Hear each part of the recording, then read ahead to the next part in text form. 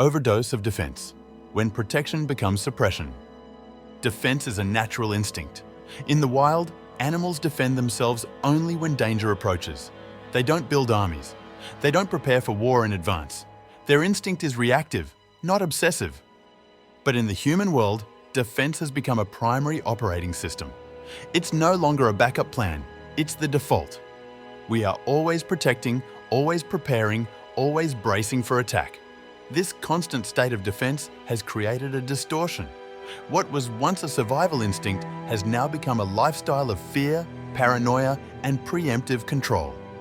Instead of building tools to create, we build tools to protect.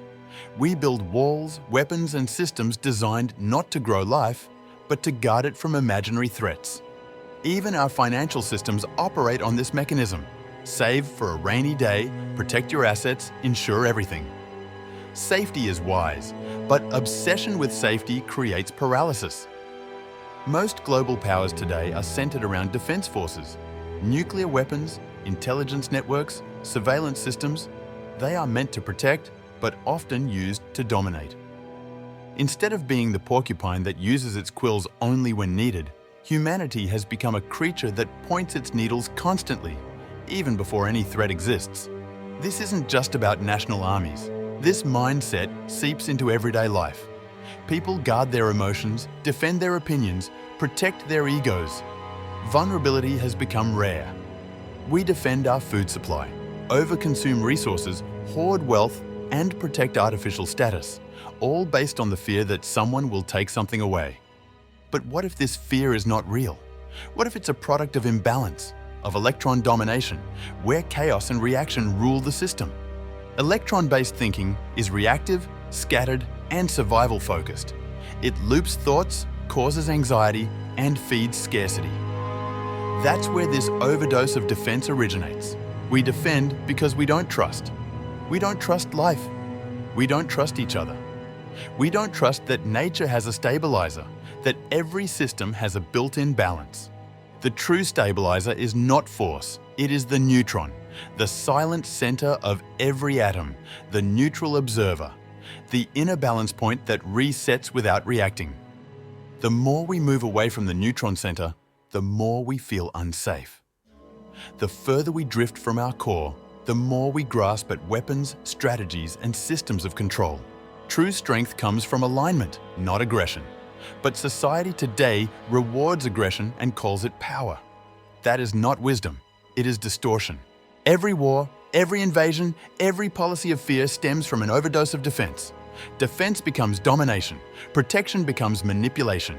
We see this in education systems that protect old knowledge, in healthcare systems that defend against symptoms instead of healing causes, in economies built to protect profits over people. Even in families, we see emotional defense, people who cannot speak freely, children raised in fear, partners who live guarded, all because of an overdose of protection.